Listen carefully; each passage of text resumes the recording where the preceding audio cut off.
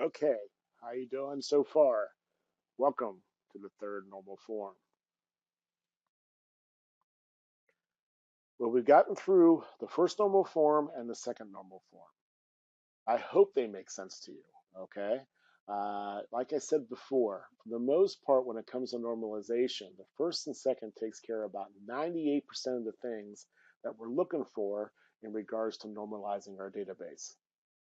Even based upon everything you've done thus far, meaning up throughout the course from our design, I would believe that most of the things you've done is already accomplished first normal form. Second normal form, I believe we need to go back and analyze our tables. And again, we'll do that next week a little bit. Third normal form is the last of the three that we really should consider. However, it's not used very often. And in regards to efficiencies and effectiveness and the cost of doing business with a database and so on, it's also probably the least important of the three. The first two, you just can't really function without doing well. Okay. This last one, not so much. Matter of fact, it's actually hard to come up with examples on when the last one's actually applied. I did for you, but it wasn't easy. Okay.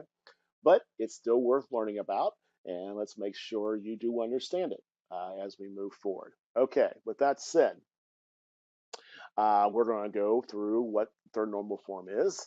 We'll talk about how to recognize it. We'll talk about what it accomplishes and again how to apply the rule, and we'll go through an example so you have a decent idea of when it applies. Okay, so with that said, the third normal form is very easy to recognize and apply. It says eliminate data not dependent on the primary key. You'll hear terms of, they eliminate data not functionally dependent upon the primary key. I like this last one here I have. If the attributes do not contribute to the description of the key, remove them to a separate table. I don't know about you, but when I read these descriptions and these rules, I'm still not quite sure exactly what it means. So I think the best thing for us to do is dive into an example and try to understand what we're looking for here. All right. So I'm going to come out of this for 1 second and let's go back to our Visio document that I did a few updates on to get us in second normal form. And we analyze the table and we say, do the attributes contribute to the definition of the primary key? Wow, okay. Or are all the attributes functionally dependent upon the primary key? So what does that mean? Well, when I talk about a student, okay, the student has to have a first name. It has to have a last name. It has to have their address and their city. Those make up what actually the student is and what they are and so on. All right. But if I look at high school and high school location, not necessarily. It sort of makes up that student. It contributes to the definition of the student, yet other people could have gone to that high school. So again, it's kind of one of these little vague rules. So if the potential is other people could have gone to the high school, and obviously other people have gone to the high school, meaning they don't need necessarily be in our database, because if they're in our database, we probably would have taken them out in second normal form. But if they actually could have been in the high school, okay, other people have gone to that high school is not uniquely identifying that student. Does that make sense? Okay. Things that represent that student full fledged is their first name, last name, where they live, social security number, student ID, and so on. Okay. Gender, which would have came out in second normal form because that's repeating data.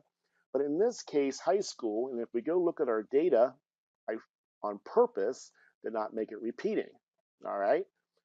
It could have been repeating, and then it would have been broken out because of second normal form. But in this case, it wasn't repeating. So the question is, should it come out? Because it doesn't truly represent uh, the student, meaning other students could have gone there. Students that are in our database or not in our database. Make sense? I know this one's a little bit more confusing. I think it confuses me too, but it's actually very simple. All right. So in this case, we have a high school, Cooper High School. If this person, who's the person? If Bob Niels is the only person that ever went to Cooper High School, then that makes it part of that particular primary key, meaning it actually defines that particular student. The fact that other people have gone to Cooper High School all across the country, not necessarily in our database, means that it's not functionally dependent upon the primary key. All right? Wow. Okay. Let's get back to this a little bit. There we go.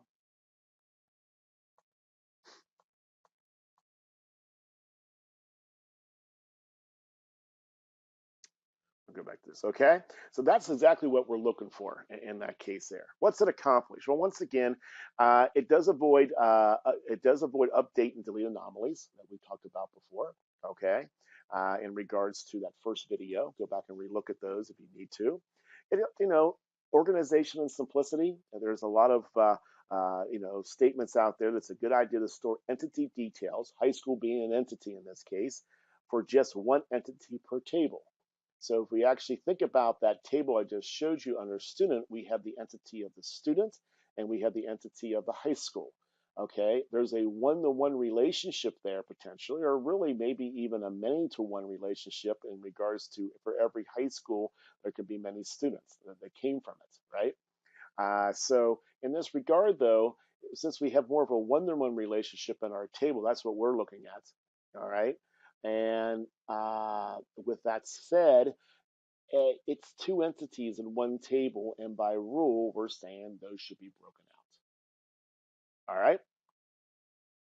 How do you recognize the table with not in third normal form? Well, we kind of gone through this again. Because we applied first normal form, we know that there will be no repeating columns or groups. We've already got that down.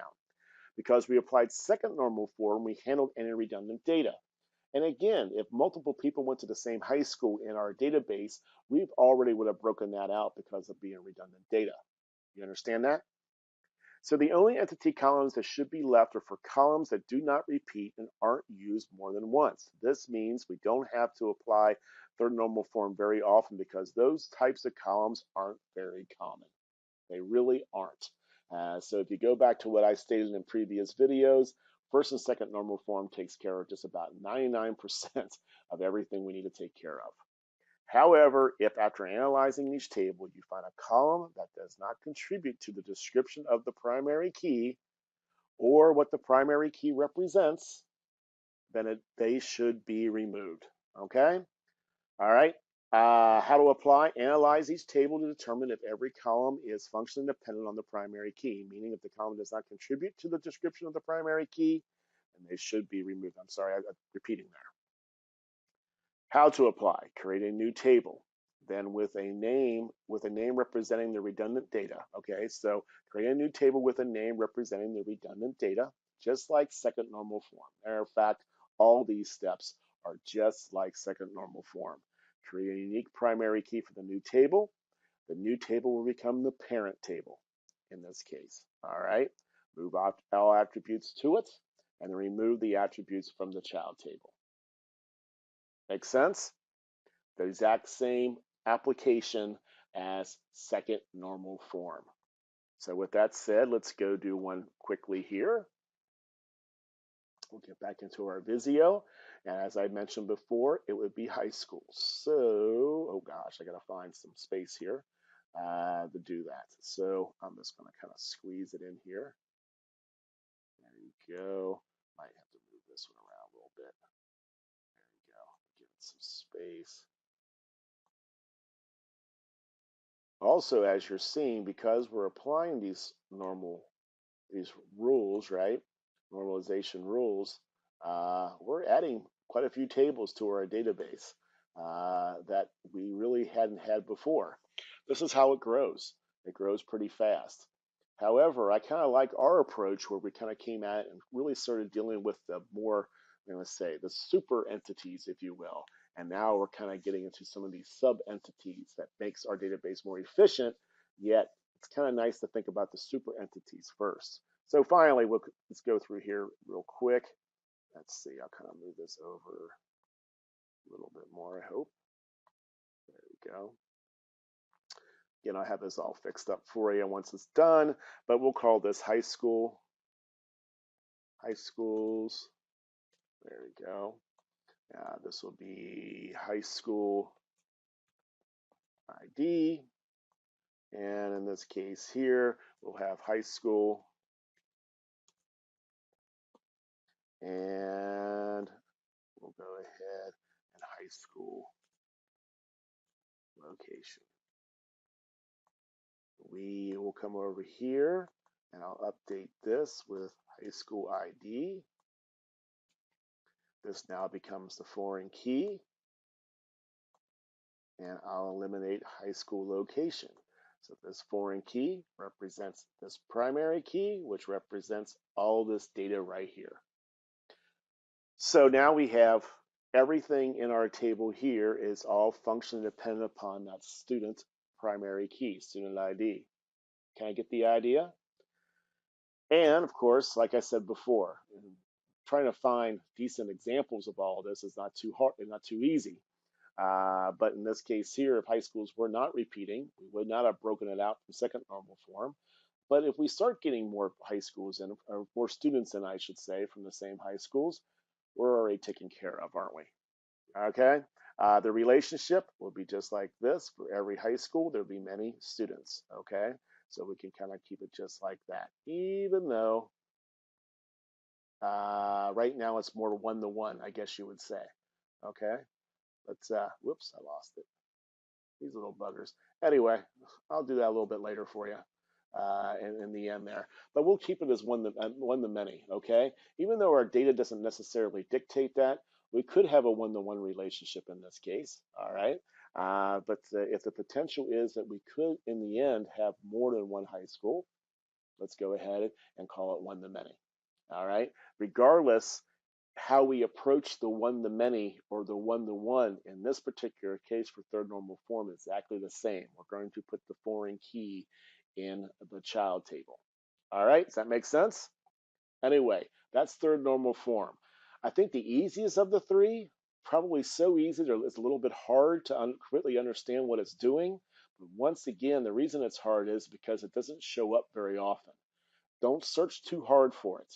And as I mentioned before, if in the end you don't normalize it to the third normal form, I'm not quite sure we're losing much in our database. All right? Anyway, congratulations. You just got through the first, second, and third normal form. You go try it now. Go do a little bit of research, maybe read on Google a little bit more about them. Just type in normalization, the three normal forms, whatever you want to do Google wise, and kind of look at different approaches as you walk through it. There are several approaches out there. Don't get confused by it. Okay, I'm hoping what we did is the most simplest of all of them. And so, regardless of what you read, make sure you come back to ours with an understanding. Just go read stuff to kind of support what we're doing and then kind of bring it back. With that, whew, way to go. You just got through normalization.